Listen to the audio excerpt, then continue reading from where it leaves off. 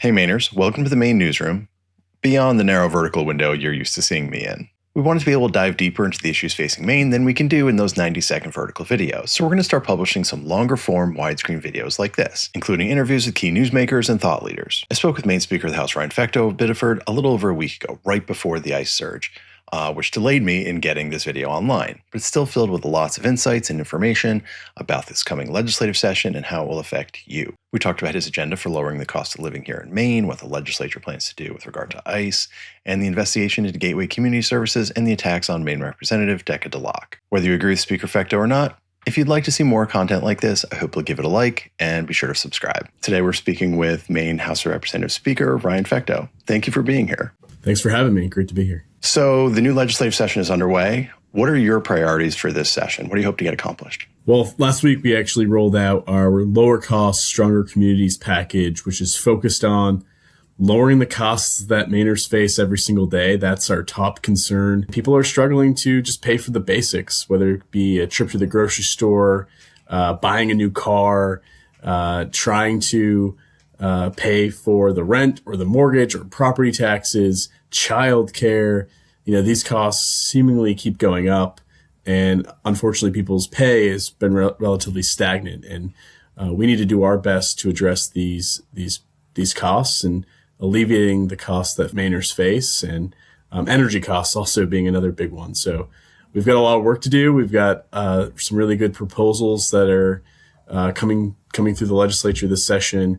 And that will be the primary focus, is making sure we walk away having done something or many things to help alleviate the costs for Maine families.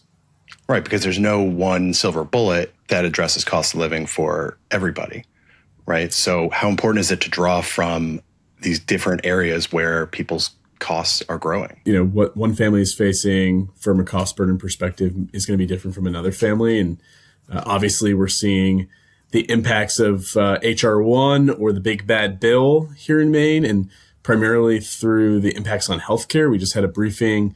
The Senate President and I had a briefing yesterday with the governor and some of the officials in her administration, and hearing about what's happening to the ACA marketplace and the number of people who have reported that they are not going to enroll in a healthcare plan this year because of the increased costs as a result of Congress and President Trump refusing to extend the ACA tax credits, but instead give away, millions to those who were already making millions and billions themselves, whether it be corporations or individuals.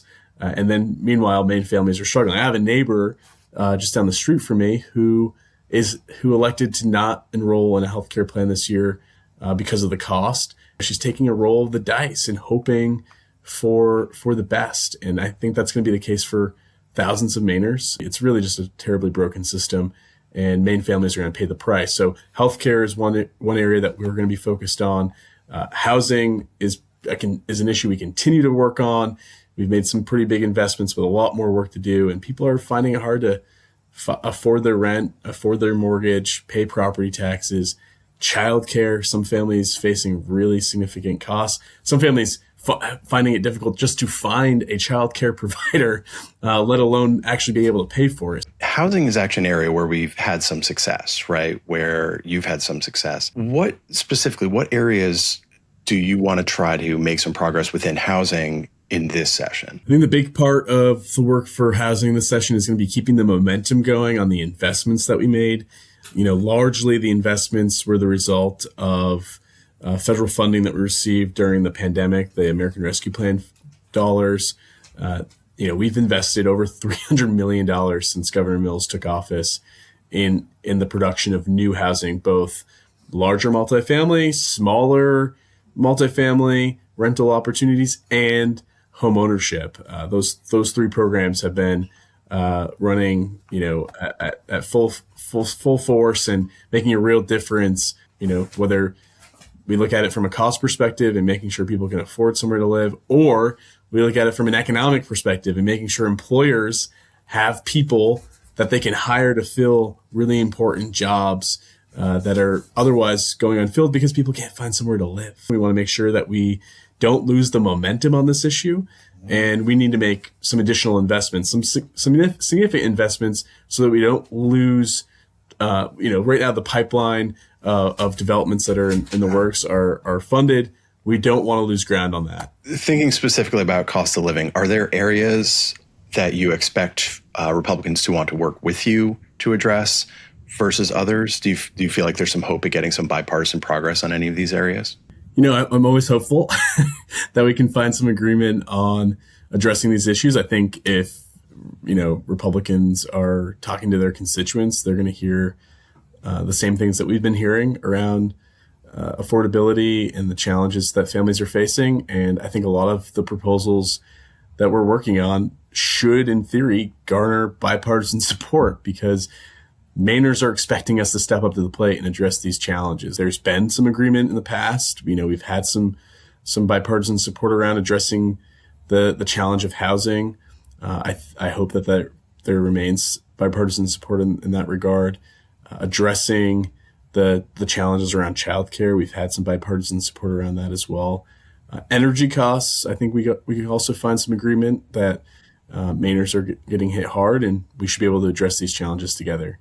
Unfortunately, I think my Republican colleagues are a bit too fixated on conforming to Trump's entirely unpopular tax code that will cost us hundreds of millions of dollars and will be essentially a giveaway to billionaires and millionaires, those who have made lots of money, continue to make lots of money, who are able to find every loophole in our tax code to avoid paying their tax liability.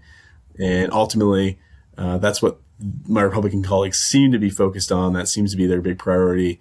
And I think it's ill-advised, because I don't think we've seen the public response to this new Trump tax code, and there's widespread opposition. It is very unpopular. I don't know why we would want to adopt one of the most unpopular tax codes in recent memory. The Trump administration over the last year has handed down no shortage of funding freezes and arbitrary cuts, some of which we've been able to get back through lawsuits, and some we haven't. Are there steps that you want to take, hope to take, to protect Maine from additional Trump administration cuts? Yeah, the chaos of the Trump administration and, frankly, the cruelty of the policies that they're putting forward, which are just hurting people, hurting families, hurting kids, hurting veterans. It's pretty unfathomable, but it's something real, and we have to get our arms around these challenges. I'm not sure we're going to be able to replace every federal dollar that we lose. I think we're pretty clear-eyed about that, but we are going to do everything we can to make sure that the programs that are getting hit the hardest, that have the biggest impact on Maine families, that we're stepping up to the plate to try to do our best to alleviate the impact. So as an example, I have a bill related to SNAP, or the food assistance program that many Maine families and veterans rely on. Interestingly enough, under the former rules around SNAP, being a veteran excluded was an exemption from having to perform a work search and the bureaucracy of getting access to this program. Under H.R. 1, that's no longer the case. So we're going to force veterans who have served our country to jump through hoops in order to get food assistance to put food on the table. It's just absolute cruelty. And what we want to do through the bill I have is make sure, one, that we are making it as seamless as possible for people to maintain eligibility, so that they don't have to, so they don't get kicked off of receiving food assistance when they are absolutely eligible to continue to receive benefits to put food on the table for their families. And the second thing we want to do is make sure we have a contingency fund in case we see a freezing of these funds. During that 42-day long shutdown that occurred just a few months ago, we were days away from seeing SNAP benefits run out for Maine families.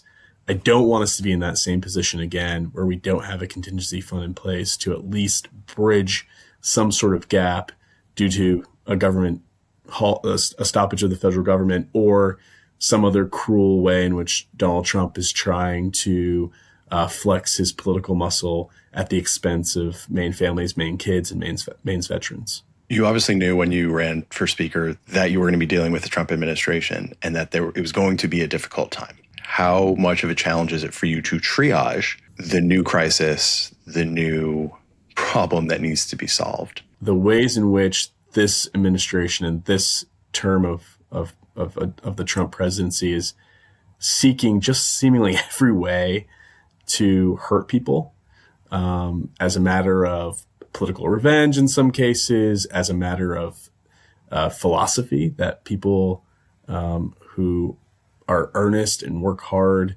and just aren't making enough money should be punished for that is just, it really is shocking. And it's taken a lot of energy, but also a lot of focus off of the work that we were doing here in Maine to make life better for folks and to tackle some of the big challenges that we face. For example, climate change. I think I feel, and I think a lot of my colleagues feel the same way. We were making so much headway on addressing our reliance on fossil fuels and the cost that comes with our reliance on fossil fuels.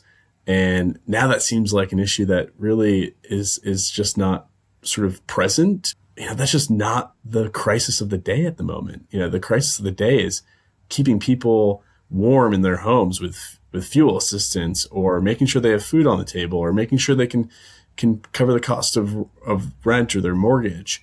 And so, we obviously need to continue our work to address the existential crisis, the threat of climate change and the impact it will have, especially in Maine, in an economy that is so dependent on tourism and obviously commercial fishing.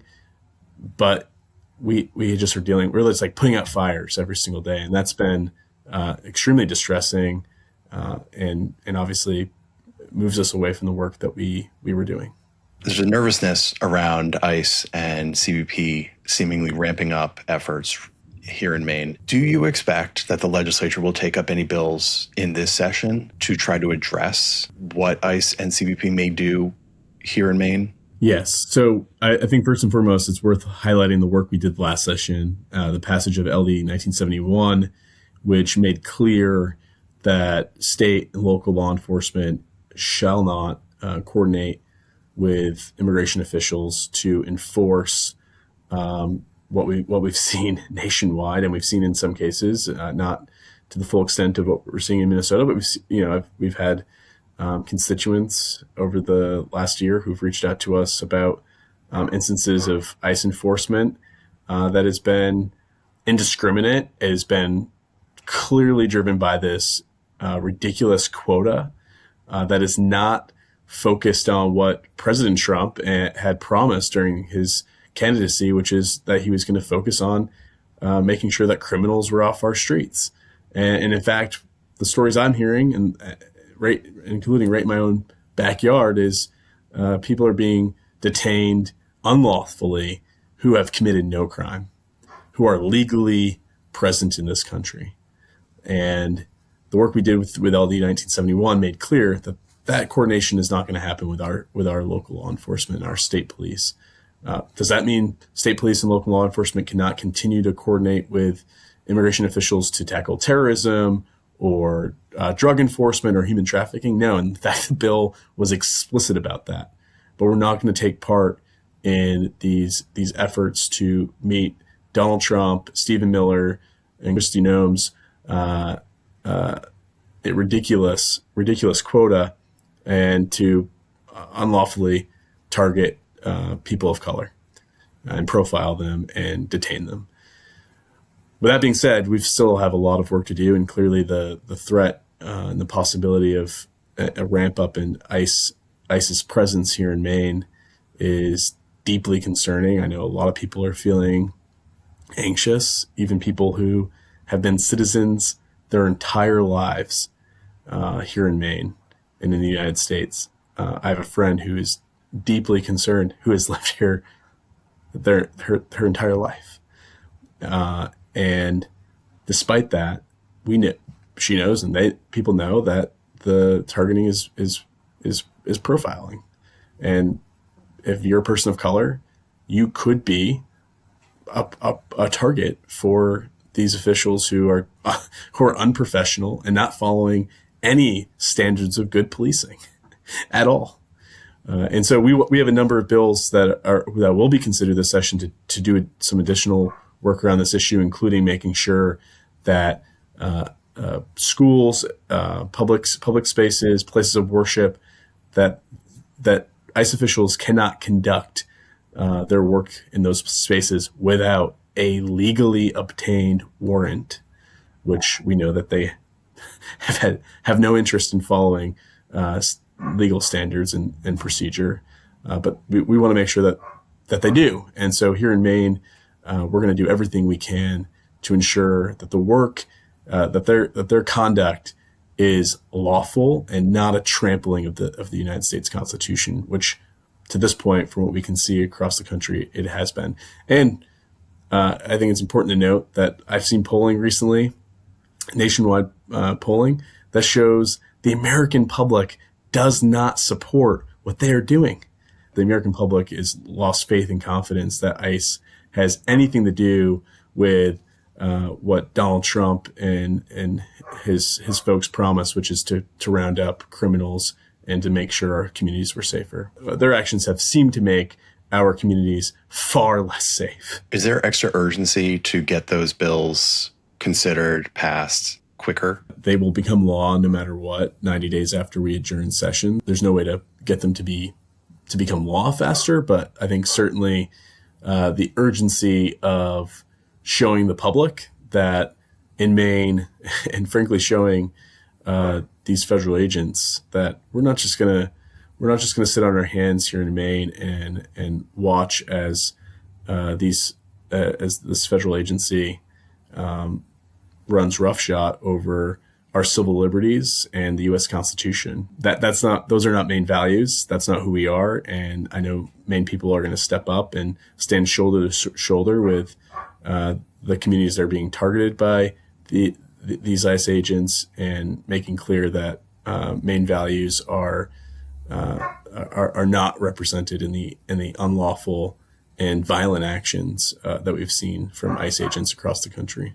Investigators have been looking into billing from Gateway Community Services, and as a result of that, there's been a lot of attention, especially from conservative activists and conservative outlet here in the state, focused on Representative Decca DeLocke. Is it fair, the scrutiny she has been receiving? Yeah, let me be clear about one thing. I fully support making sure we hold organizations and people to account who are committing fraud, who are taking dollars that are intended to provide services to Maine people and using them fraudulently and wastefully.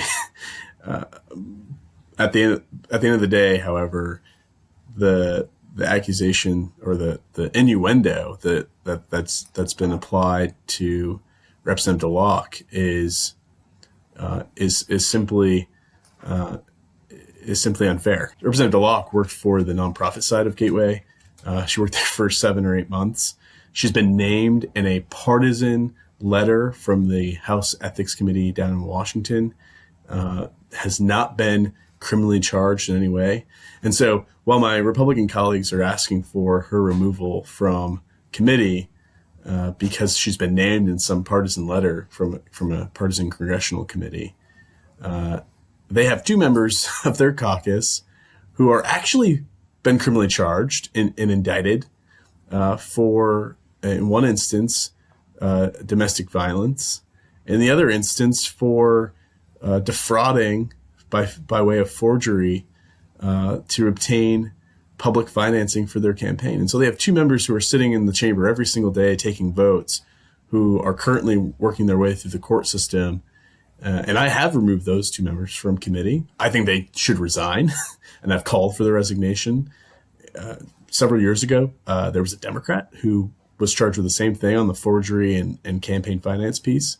And he resigned weeks after the accusation and then the charges came forward. And so, I think it's very clear the double standard here. Republicans want to come out and try to associate Representative Locke with some kind of unlawful or fraudulent activity, when in fact they're conflating the organization in order to make it seem like she had something to do with this. There's been no connection with Representative Locke to the fraudulent billing of Gateway. And furthermore, she has been just an incredible person inside and out, who has been a Maine resident, Maine citizen for decades, and who loves this country, who loves this state, and has done amazing work, and has like many Somali Americans, has overcome so much, civil war in her home country, to come here to start a new life and to contribute in such a positive way to who we are as a nation. Like, that is the American story. Like, that is what we have embraced for so long, is creating these opportunities for people who are escaping places that have lost sight of what it is to what it means to take care of your people, to provide people with civil liberties. That's why people come to this country, seeking those very opportunities, those very democratic institutions, and the assault, the vilification of Representative Locke is just extremely disheartening.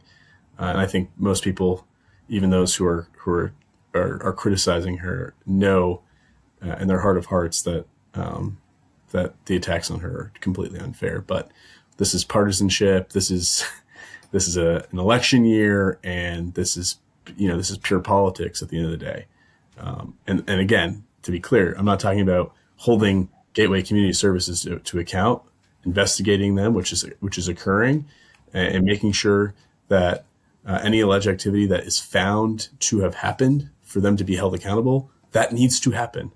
But we should not, we should not by innuendo maim the character of Representative Locke. Maine House Speaker Ryan Fecteau, thank you so much for your time. Appreciate you being here. Thanks for having me. This is great.